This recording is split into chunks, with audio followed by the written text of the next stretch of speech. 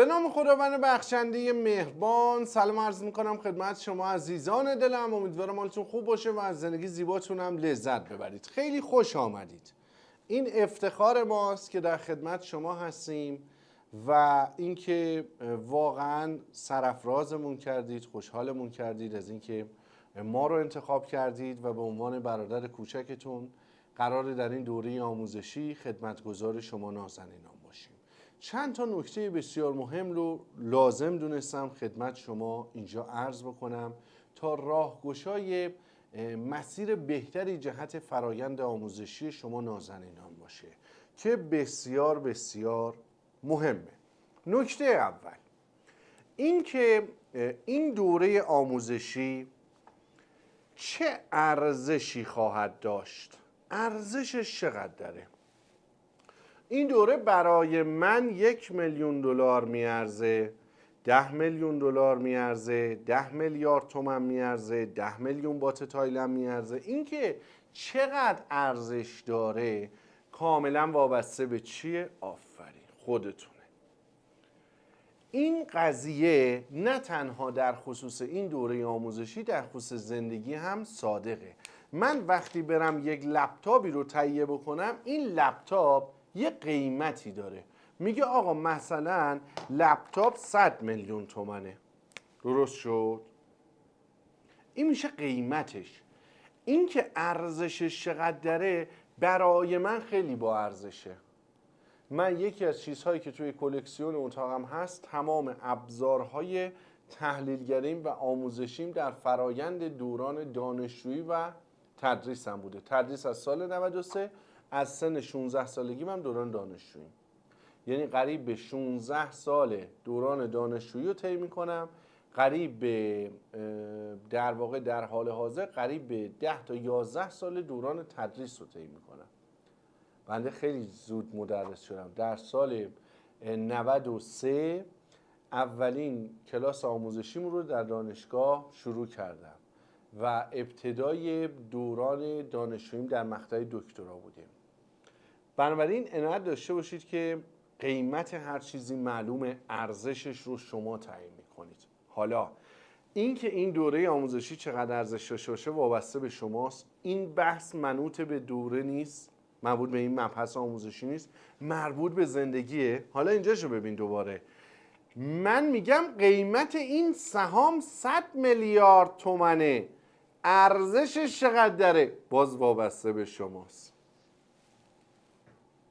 شما در ادامه ویدیوی آموزشی مدل‌های ارزش گذاری رو یاد میگیرید. مثلا ما میگیم آقا یه کارخانه وجود داره نماد شدوس، در حال حاضر 3400 میلیارد تومنه. این زمانی که قیمتش 2000 میلیارد تومان بوده ما خریداری کردیم و گفتیم ارزشش 5000 میلیارد تومنه. این داره تو مسیر رسیدن به ارزشش حرکت میکنه. 400 میلیارد هم تقسیم سود داشته. تقریبا نزدیک 90% ما مثبتیم و بازم انتظار رشد داریم. خب ولی ارزش شدوس ثابت نیست. موازی با گذر زمان اطلاعاتی که ما دریافت میکنیم ارزشش تغییر میکنه. میتونه بشه 5500 میلیارد تومان، میتونه بشه 4500 میلیارد تومان، میتونه ارزشش بشه 4000 میلیارد تومان. پس از تو دل یه بحث داریم میریم تو دل یه بحث دیگه. زمانی که ما رنج خرید رو معلوم میکنیم جهت سرمایه گذاریمون، تارگت یا هدف قیمتی رو تعیین میکنیم جهت سرمایه گذاریمون، تمام اینها در حال اینا همه متغیرهایی هستن که در حال تغییرن. تنها چیزی که ثابته کلمه تغییره. تمام چیزها تو این عالم هستی در حال تغییرن و باز این مربوط به سرمایه گذاری تو بازار بورس نمیشه، مربوط به زندگیه. پس تو دل این مبحثی که تو دل یه مبحث دیگه بود، یه تودلی خوب اومد بیرون که همه چیز در این دنیا در حال تغییره. آقای خسروانی، روانی موانی هم نمیچسبونی به ما، تا به امروز مدرس مرجع تحلیل بنیادی در کشور عزیزمون ایران بوده. میتونه از این به بعد نباشه. چرا؟ چون کسانی که افتخار داریم خدمتشون هستیم خیلی هم مدرسین هستن، مطالب رو یاد میگن، میرن آموزش میدن، دیگه هم یاد میگن، دیگه مرجعی وجود نداره، معلومه نیست دیگه کی به کی اول چرخ رو اختراع کرد که مهم هم نیست. هدف اصلی چیه؟ آموزشه. ولی جدا از بحث اعتماد به نفس و خودستایی و اینجور چیزها که من هم خودستایی میکنم، اعتماد به نفسم بالاست الحمدلله. جدا از این بحثا اینجا مرجع آموزشه.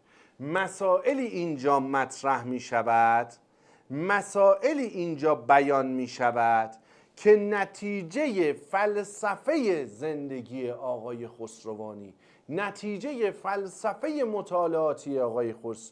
چرا کلمه زیبای فلسفه رو دارم به کار میبرم؟ چون تراوشات ذهنی و بینش و خط فکری آقای خسروانیه. پس مطالب در کتاب و گوگل و کانال و جاهای دیگه یافت می نشود. گشته این ما آنچه یافت می نشود آنم آرزوست.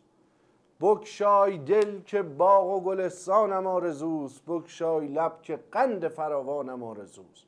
زین همرهان سوس عناصر دلم گرفت، شیر خدا و رستم دستانم آرزوست. پس من شیر خدا میخوام. دلا یاران سه قسمن گر بدانی، زبانی اند و نانی اند و جانی. به نانی نان بده از در برانش، محبت کن به یاران زبانی. ولی کن یار جانی را نگه دار، به پایش جان بده تا میتوانی. من یار جانی میخوام، من یار جانی میخوام. ارزش این دوره آموزشی یک دارایی نامشهود. چرا نامشهود؟ چون داریم حسابداری با هم صحبت میکنیم. یک دارایی نامشهود.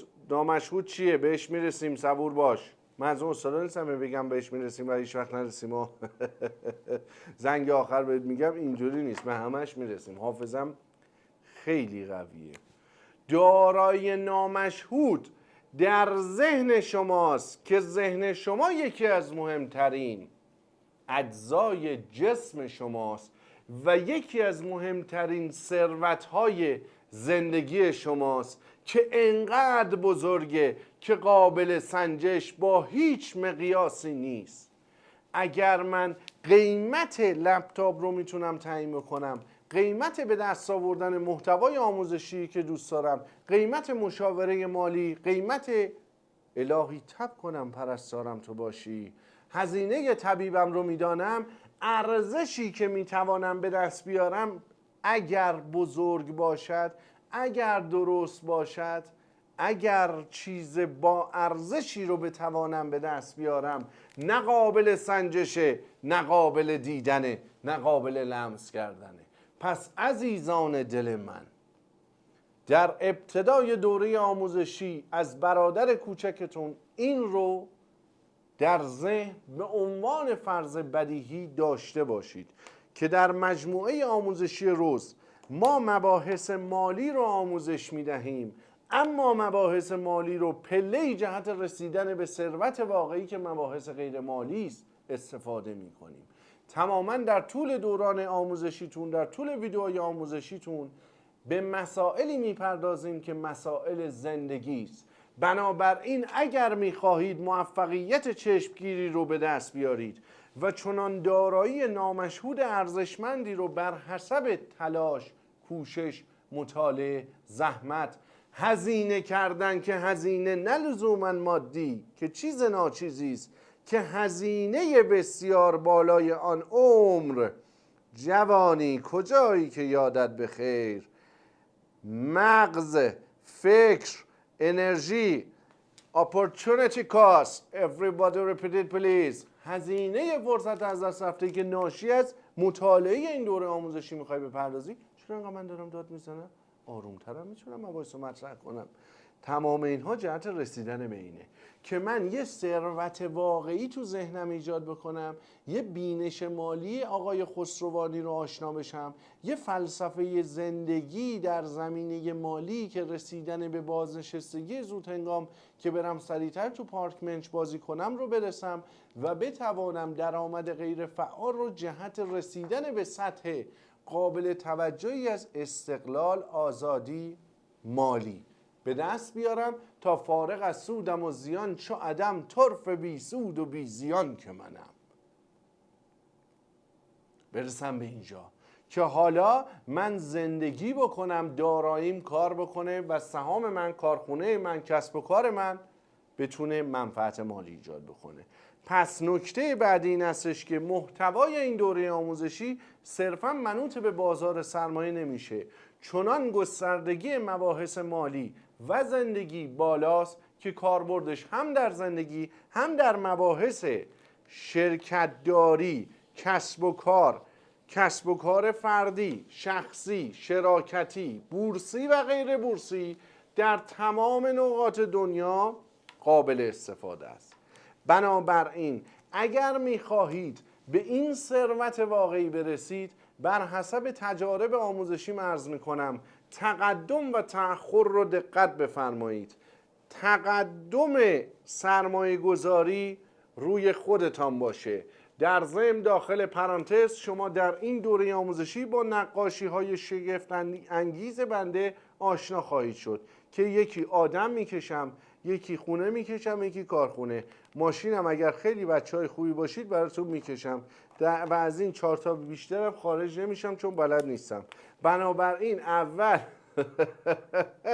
من میام مبلغ کمی رو 500,000 تومان، 5 میلیون تومان، 10 میلیون تومان کافیه، مبلغی که جهت آموزش من، جهت تکمیل مباحث آموزشی من، جهت ایجاد اطلاعات، دانش، بینش، عینک سرمایه گذاری من، بر جهت تکمیل مباحث مطروحه در دوره آموزشی که صرفاً بتوانم به این دارایی نامشهود برسم. اینی که بتونید به این دارایی نامشهود برسید دست خودتونه و اینکه این دارایی نامشهود چقدر ارزش میکنه دست خودتونه و من این وقت مبحث رو باز میکنم. پس مبلغ سرمایه گذاری سنگینی رو ابتدای دوره آموزشیتون جهت سرمایه گذاری کردن و خرید شرکت های بورسی اختصاص ندید. چرا؟ بدیهی است که اگر ما قبل از اینکه وارد یک کاری بشیم دانش، تجربه، مهارت، آگاهی، راهنما، استاد، مشاور نداشته باشیم به احتمال خیلی بالا با شکست مواجه میشیم و اون زمینه، اون کار، اون حرفه، اون چیز قشنگ به تبع عدم رعایت کردن تقدم و تأخر اتفاق میتواند به صورت کلی از زندگی ما حذف شود. چقدر ما انسان‌هایی که دوستشون داشتیم رو در زندگی دیدیم و ما به تبع اینکه تقدم تأخر رو رعایت نکردیم، نادان بودیم، بی تجربه بودیم، از دستشون دادیم، شرایطش رو نداشتیم، از دست دادیم.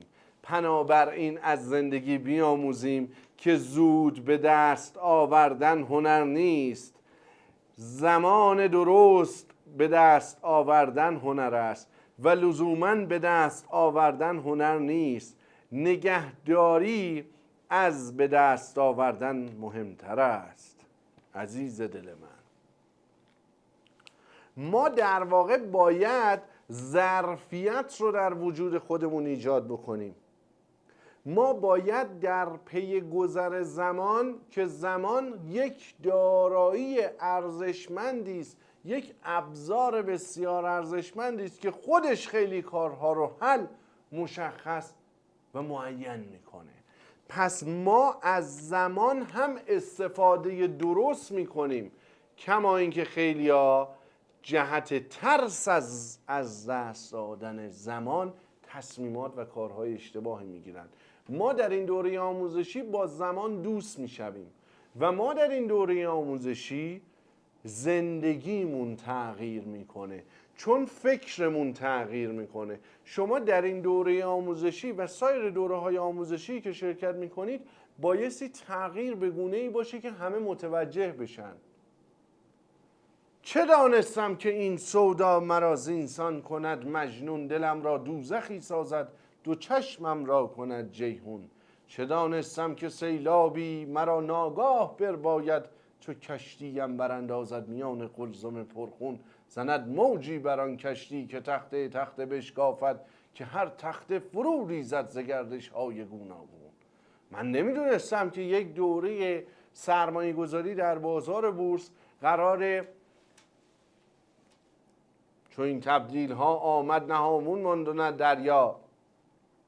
نمیدونستم میخوام مجنون بشم، نمیدونستم میخوام عاشق بشم، نمیدونستم که عشق رو فقط در رابطه عاطفی، در زندگی، در کار من، در حرفه من، در سرمایه گذاری من، در کارخانه من، دارم نقاشی هامو برات رو میکنم ها. یادت نره دودکش بکشی که نشان دهنده این هستش که افسرده یه نکشی.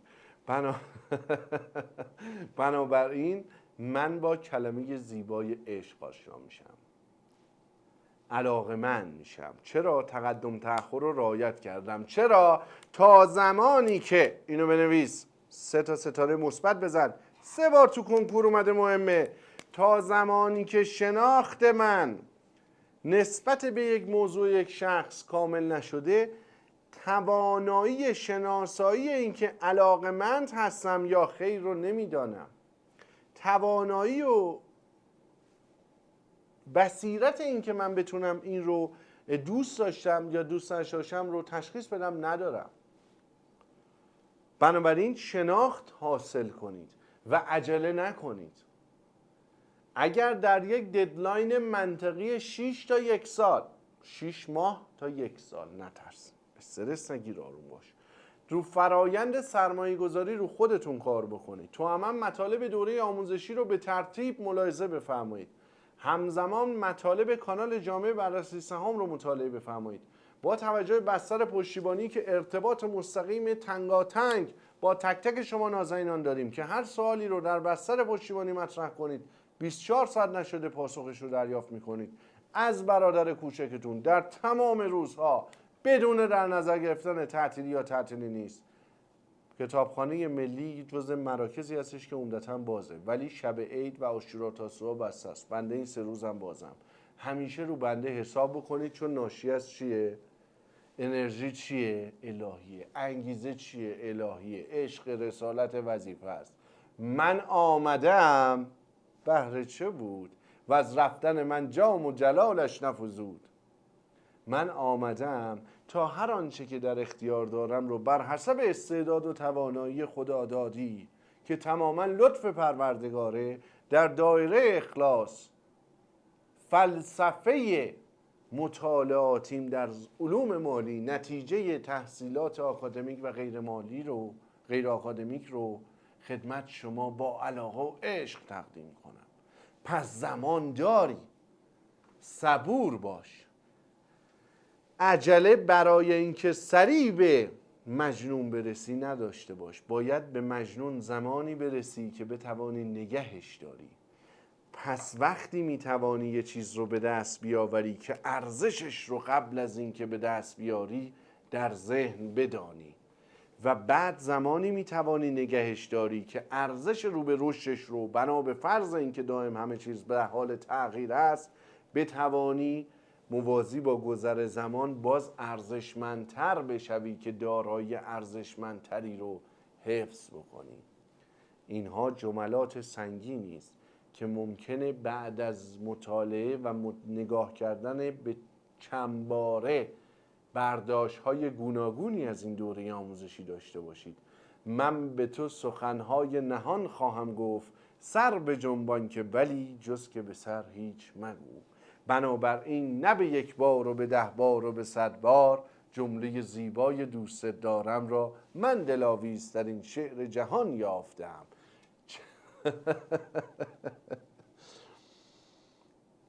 من زمانی که میخوام تدریس بکنم از خود بی خود میشم، همچو انسانی از زمین کنده میشم.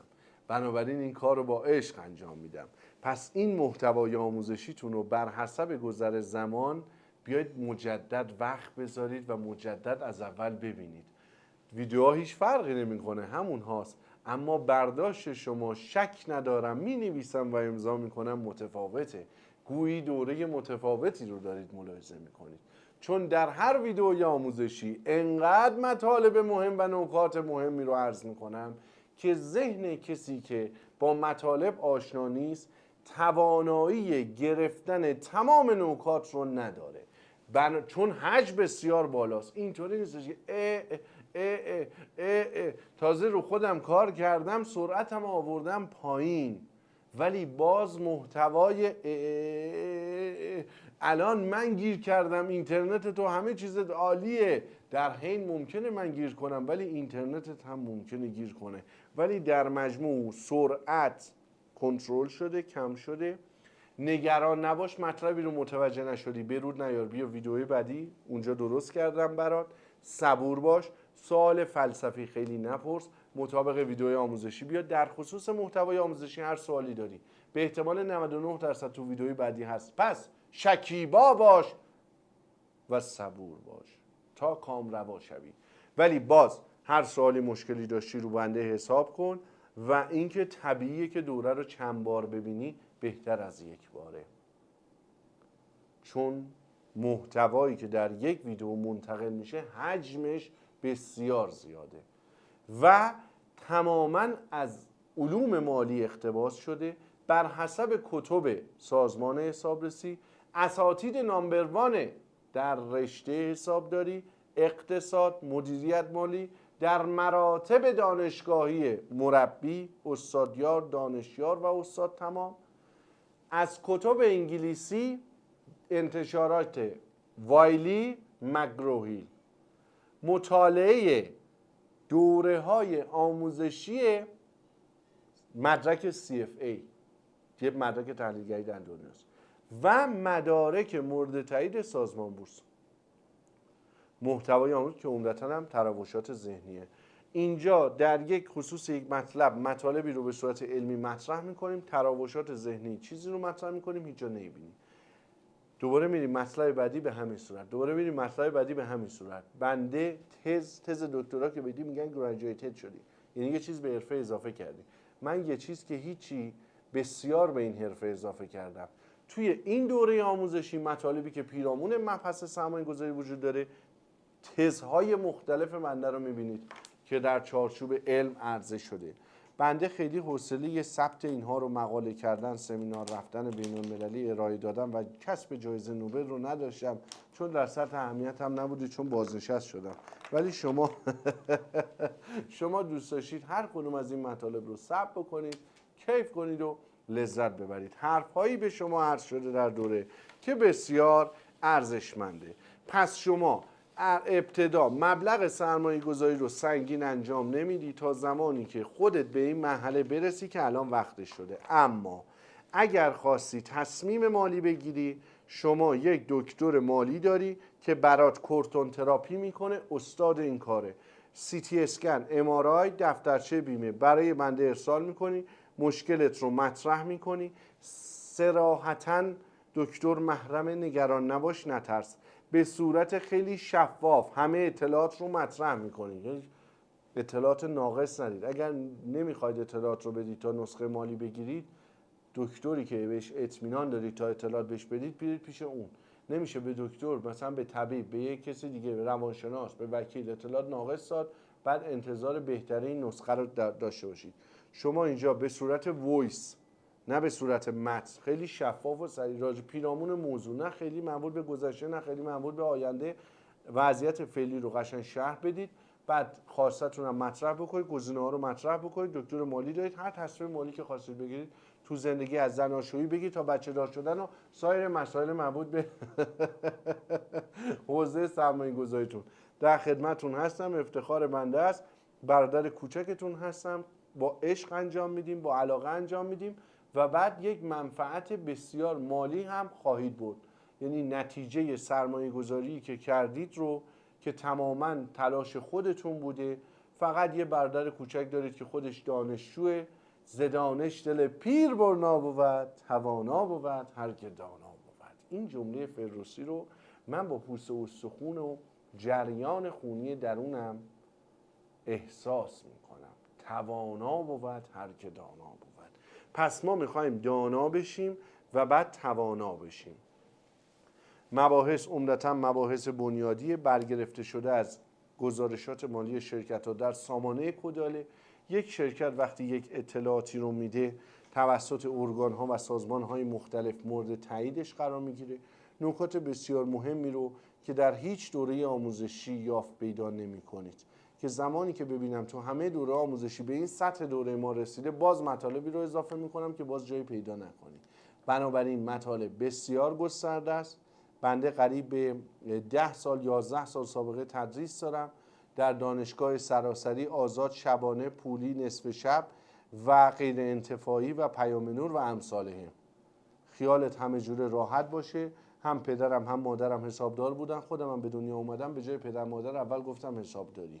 تو رشته حسابداری، تو مراتبش، تو اجرای کار و به صورت عملی و تهیه کردن تمام این چیزایی که تحلیل میکنیم همه رو انجام دادم. از کمک حسابدار و دنده حسابدار بگی تا بالاترین مقام یک سازمان، هیئت مدیره، موظف و غیر موظف، تجارب شغلی دارم. بنابراین سنم کمه ولی گول سنمو نخور. تحت تاثیر آموزش‌های بسیار خوب قرار گرفتم. دست پدر مادرم رو و تمام اساتید نازنینم رو میبوسم. همیشه دانشجو هستم و از کسی که دنبال دانشه، از کسی که دنبال تغییره بسیار خوشم میاد و بسیار مستمع صاحب سخن را بر سر شوق آورد. این باعث میشه که هر آنچه که میدانم رو بیشتر بیشتر بیشتر. در روزگاری در سن 16 سالگیم فردی چنان لطفی به من کرد که دانشم به دانجا رسید همی بدانم که نادانم. چنان زجر و ناراحتی کشیدم که 1 ماه زندگی رو کلاً به اندوه و غم سپری کردم. در حال حاضر که قریب به 16 سال از اون تاریخ میگذره، به چنان مرتبه‌ای رسیدم که ساعتها نان استاپ برای شما موضوعاتی مطرح میکنم که بیهوش بشی، به خواب بری و من هنوز حرف برای گفتن داشته باشم. بنابراین من به گوش تو سخنهای نهان خواهم گفت. دائما مطالعه میکنم در زمینه‌های مختلف. علاقه من به مباحث روانشناسی، به فلسفه هستم. دوره‌های دیگر ما رو میتونید ملاحظه بکنید، کیف بکنید. مخصوصاً مکمل این دوره آموزشی دوره روانشناسی معاملاتیه FLM که شما رو در بعد روانشناسی، در بعد معامله‌گری بسیار متبحر می‌کنیم.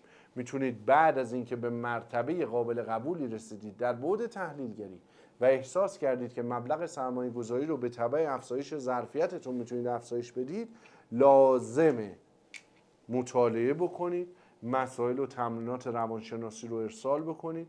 رشته مالی رفتاری رشته بین رشته‌ای بین مالی و روانشناسی. کجا رو داری نگاه میکنی؟ خوب لگد میکنم پیرشی به خدا.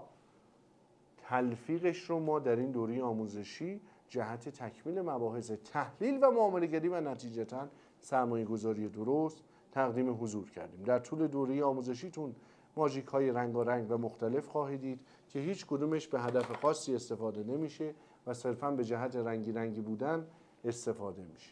زیر سایه پروردگار مهربان خوشحال و خندان و شاد باشید. از ویدیوهای دوره آموزشیتون استفاده کنید. برای خودتون وقت بذارید.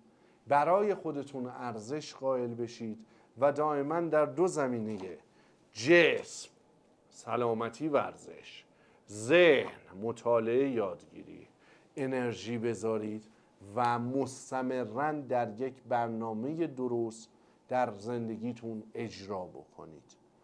هر سوالی، هر مشکلی، به هر چند دفعه، در هر تایمی که دوست داشتید برای برادرتون ارسال بکنید. هر آنچه که در اختیار داشته باشم و توان داشته باشم رو با عشق در خدمت شما خواهم بود. با خدا باشید و پادشاهی کنید، لذت ببرید و کیف کنید. امیدوارم از تک تک مباحث آموزشی لذت ببرید. برای خودتون توصیه ها مثل که تمامی نداره. یک ماشین حساب تهیه بکنید، ارزش قائل باشید، محاسبات رو توی ماشین حساب انجام بدید. در آینده زمانی که تشخیص دادی که میتوانی تشخیص بدی که علاقه داری یا نه، علاقه داشتی تازه خواستی سرمایه گذاری بکنی، وقتی هم فهمیدی علاقه نداری بی خوده حذفش میکنی میره. لپتاپ نیاز داری، ماشین حسابم نیاز داری، بعدن هم احتمال خیلی زیاد عینک رو نیاز داری. درنچه الان تا تورم خیلی بهش نخوردی یه دونه محض احتیاط بگیر بذار کنار که سرمایه گذاری خوبیه. به دیگه چی نیاز داری؟ کاغذ و خودکار.